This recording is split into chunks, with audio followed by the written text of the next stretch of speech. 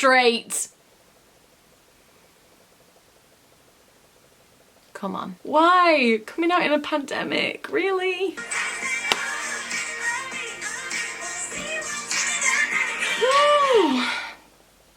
Hi, how are you? I hope that you're very well. Please ignore my hair. I plaited it and thought it might look cute. It doesn't. It looks like I crimped it, which I didn't, but I also can't be bothered to straighten it or deal with it, so whatever.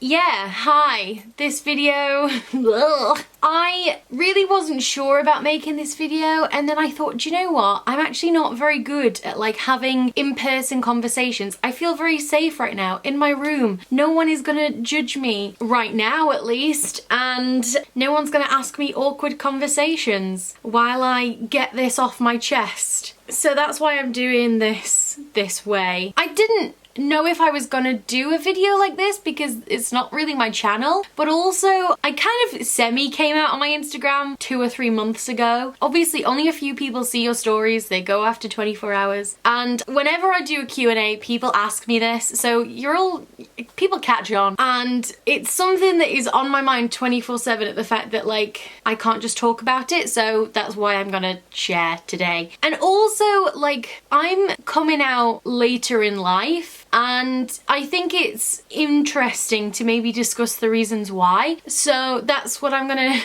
do in this video. Yeah, I like girls. And I like boys, I think.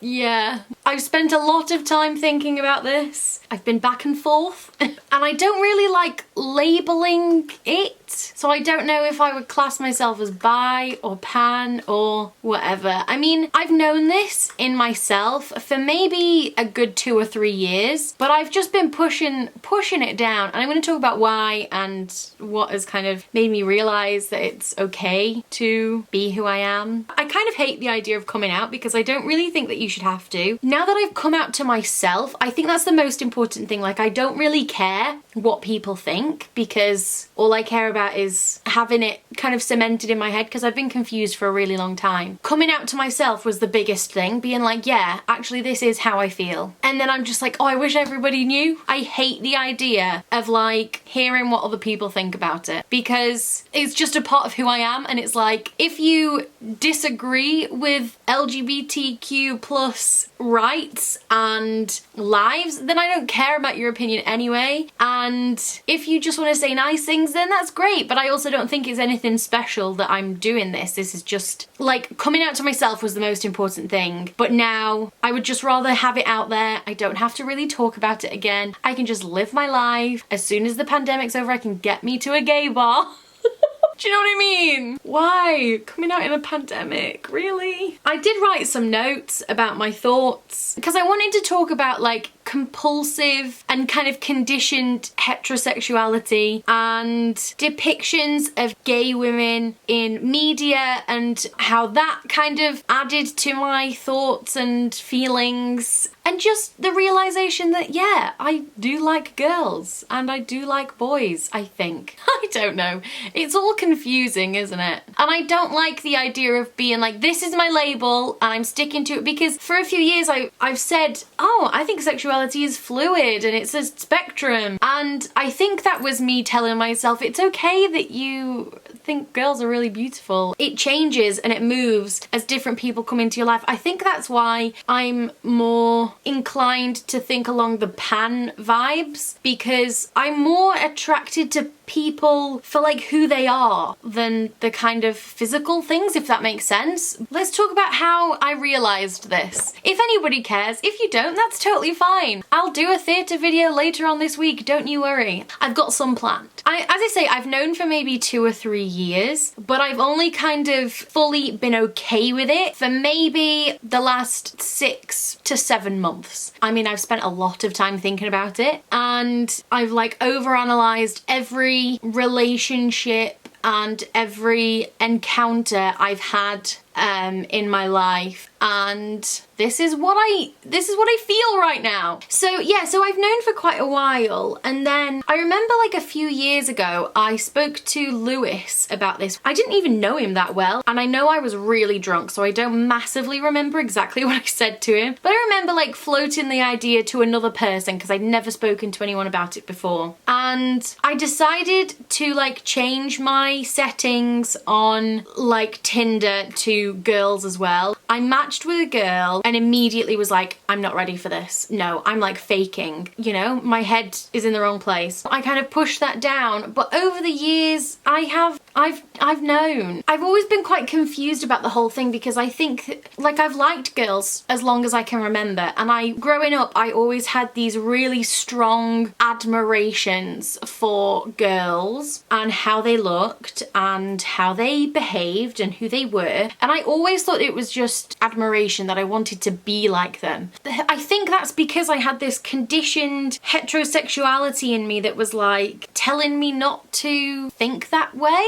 not to be attracted to them, when I definitely was. And I think like when I compare my relationships with girls versus boys, I've always had better relationships with girls, so why in my head, like if I thought about my goal life, it would be settling down with a man in a very traditional situation, and that might still happen for me. As I say, I still like boys, but when I was thinking that I might be attracted to girls as well, when I thought about how my life would end up, I always envisioned it with a man. And I think that's kind of weird because at the end of the day, I've never really had great experiences or relationships with men. And I think that my head is just basing things off fictional men. I've never met a man who is like the person I want to end up with, because they're not real. Well, I mean, they might be, but I've certainly never met them. Because I was like, well, even if I like girls and I want to date them, I don't want to marry a girl. I don't want to end up with a girl, which is weird. Like, why did I think that? I just think I'm so conditioned. Like, society has conditioned me so much to think that that is how my life should end up. And I don't know, I'm this weird thing of like wanting to fit in, even though I don't really care about fitting in the kind of boxes of traditional life. I wanted to fit in there, and like it might still happen, but it also might not, and I'm okay with that now. It's a shame because I feel like I've pushed a part of me down for so long that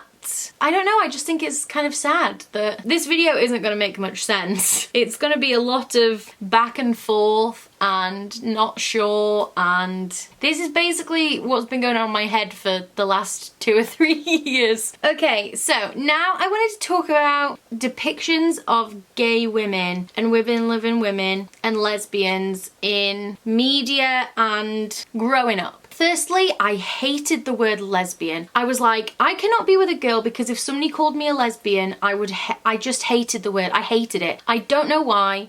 Well, no, I do know why. You know, I'm a millennial. I grew up watching films and TV shows where the word lesbian was used as an insult. It was like, oh, she's a lesbian. And I'm a very sensitive person. I don't like being called names, and I viewed it as I've always been so supportive of LGBTQ plus people. I have so many friends in the community before I was a part of it, but I still hated the word. I fully supported women being with women, but I thought about why. And it is definitely because of the media that I consumed that told me it was wrong or an insult. I saw lesbians in media in 2 very clear ways. One was either completely overly hypersexualized, like 2 women kissing and it's for men. And then I saw kind of really masculine women, and I've always been pretty feminine. Like, I'm not super girly or whatever, but I've always been on the more feminine side of things. I didn't see myself kind of represented either, so I thought, well, if I like girls, no one's gonna like me because I don't look like either of those 2 sides of the coin that I was seeing. And then I came to TikTok and I saw saw so many women-loving women who I thought were beautiful, who I kind of saw that maybe looked like me or had similar interests and tastes and whatever as me, and I finally found myself like represented in the women that I was seeing on social media, and they were real women, not two actresses who are straight, who are doing it for the film or whatever. And also, I learned more about gay relationships than I ever knew about from TikTok, from people talking about coming out, how they realized they were gay culture that I had no idea about. And I'm like, yeah, this is where I feel like I belong. This is where I'm feeling like comfortable. And you know, for a very long time I was really confused because as I say, I've always thought that girls were beautiful, and I always thought that I just thought that girls were pretty. But actually, it's, you know,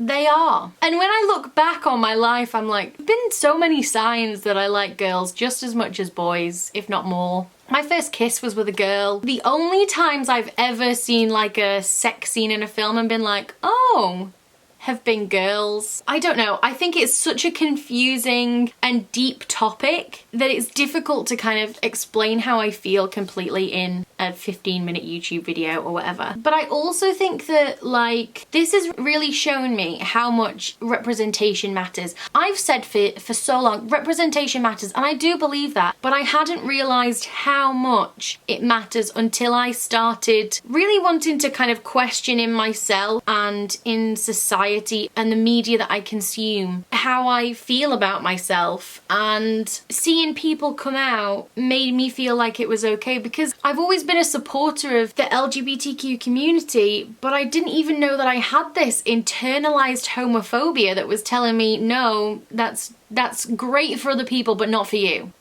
Not for you, you're straight. Whereas actually, I'm not.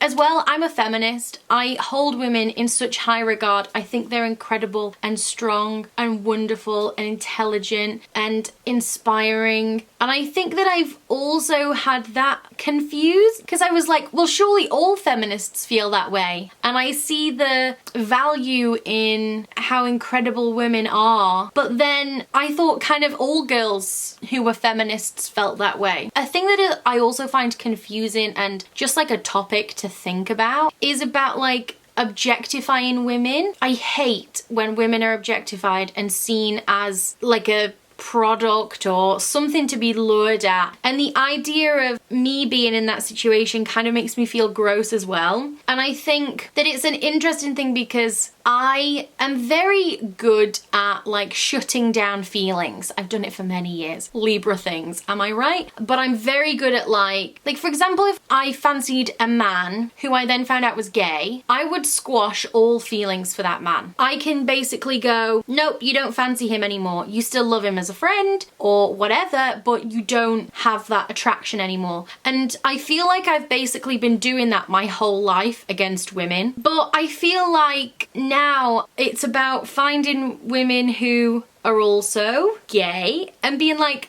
I can find you attractive. And it's this whole new thing. I don't even know. It's just lots to think about. Do you know as well, another sign, right? So you know when girls talk about like, oh, I've kissed girls, but only like for boys' attention. The idea of that has always like blown my mind. I've always been like, why would you kiss a girl for a boy's attention? I didn't get it. But at the same time, when I was like younger and I would like go out with my friends, I'd be like, I hope my friends want to kiss tonight. And I didn't think I wasn't straight.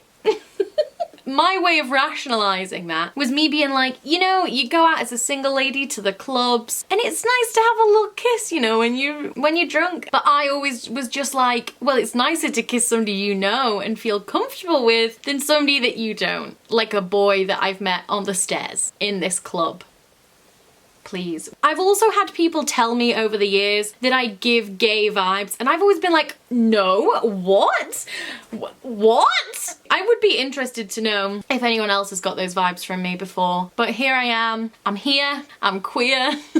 Get used to it. I don't know. This is weird. This is a weird video for me to film. I've not done anything like this before, and if you know me in real life, you know, feel free to never talk about this with me. That's totally fine. What else is there to say? Yeah, let's see how it goes. As I say, I've not put in like a specific label on myself, but like seeing other people talk about it made me feel more comfortable to like explore that in my own mind. So if this video helps anyone, great. If it doesn't, that's fine. If you think I'm a terrible person now and I'm a sinner, that's fine. Well, it's not, like, you're a bit of an ass, but whatever. And you know, if you're a girl in London who's, you know, around my age, hit me up.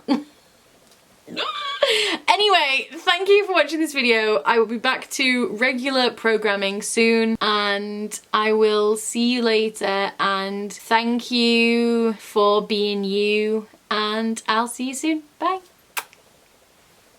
I can't believe I just did that. Right, I want to go thrifting, and I want to learn to skateboard.